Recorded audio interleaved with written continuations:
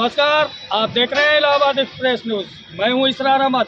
आइए आपको ले चलते हैं आज की सबसे खास खबरों की ओर, जिनका आपको बड़ी बेसब्री के साथ इंतज़ार है। तंबुओं की नगरी कहे जाने वाले संगम तट पर हजारों साधु संतों द्वारा लोक कल्याण के साथ साथ अनुष्ठान कराने एवं दिव्य ज्ञान से श्रद्धालुओं को अभिभूत करने के उद्देश्य से अपने अपने शिविर लगा रखे हैं, जहां पर दूर दराज से आकर कल्पवास करने वाले श्रद्धालुओं को धार्मिक ज्ञान का दर्शन कराने में अपनी अहम भूमिका निभा रहे हैं। इसी क्रम में 2008 से लगातार श्रद्धालुओं को अनुष्ठान ज्ञान के साथ साथ धार्मिक कथा का ज्ञान कराने पांडवों की नगरी लाक्षागिरी से पधारी अर्चना सेवा आश्रम की अध्यक्ष साध्वी अर्चना जी महाराज श्रद्धालुओं को लगातार अपने ज्ञान की सेवाएं प्रदान कर रही हैं। बता दें कि अर्चना सेवा आश्रम में श्रद्धालुओं की शारीरिक सुविधाओं का ध्यान रखते हुए अनुष्ठान कराने से लेकर भंडारे की व्यवस्था की गई है। उक्त आश्रम काली सड़क से होते हुए रामानुज मार्ग पर शास्त्री ब्रिज के नीचे स्थित है, जहां पर श्रद्धालु आकर कल्याणकारी कार्य करा सकते हैं। बता दें कि 5 फरवरी से 12 फरवरी तक ज्ञान कथा का भी आयोजन किया गया है, जहां पर श्रद्धालुओं को संगीतमय कथा का रसपान कराया जाएगा। यहाँ अर्चना सेवा आश्रम माघ मेले में यहाँ पे शिविर लगा हुआ है। यहाँ 1 महीने तक लोग कल्पवास करते हैं। तो कल्पवास करने के लिए जो दूर दराज से श्रद्धालु आते हैं, जिन्हें स्थान नहीं मिल पाता और वो चाहते हैं कि उनका अनुष्ठान भी हो जाए, भंडारा भी हो जाए और वो सही तरीके से स्थान भी पा जाए, तो क्या यहाँ पर ऐसी सुविधाएं हैं? जी, यहाँ अर्चना सेवा आश्रम में रहने की व्यवस्था भी है, भोजन की व्यवस्था है, सुबह यज्ञ अनुष्ठान सब चलता है। और आप सभी से हमारा अनुरोध है, जो है कल्पवास करना चाहते हैं, महीने भर या 2 दिन या 3 दिन या 1 दिन के लिए आना चाहते हैं, तो आप सब का स्वागत है। आप सभी यहाँ आ सकते हैं। धार्मिक कार्यक्रम और अनुष्ठान यहाँ संपन्न होते हैं। प्रातः जो है जितने यहाँ लोग रहते हैं उनको निःशुल्क योग प्रशिक्षण योग सिखाती हैं हमारी आचार्य जी, हमारी गुरु जी साध्वी अर्चना जी महाराज जी। और साथ साथ जो है यज्ञ हवन आदि का कार्यक्रम होता है। उसके बाद लोग अपना निजी अनुष्ठान, जैसे जो किसी को पाठ करना है रामचरितमानस का पाठ, वो अपना संकल्प पूरा करते हैं। यह श्री अर्चना सेवा आश्रम जो लाक्षागिरी धाम से चल करके आप दारागंज साइड से आ रहे हैं तो 3 नंबर पुल से हो करके पहला चौराहा रामानुज पड़ता है। रामानुज से शास्त्री पुल की तरफ 100 मीटर दूरी पर यह रामानुज पूर्वी पटरी पर अर्चना सेवा आश्रम स्थित है।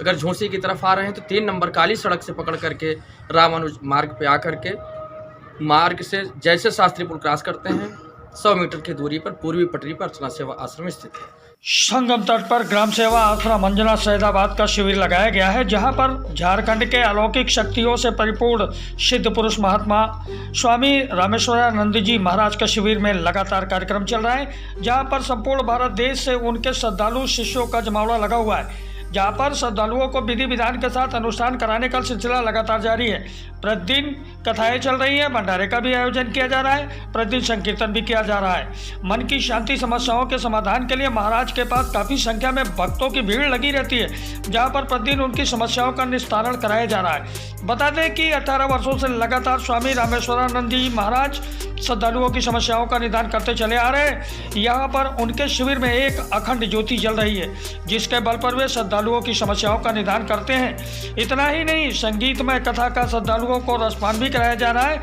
जहाँ पर काफी संख्या में श्रद्धालुओं की भीड़ जमा हो रही है। मैं झारखंड से आता हूँ, बैजनाथ धाम से जी।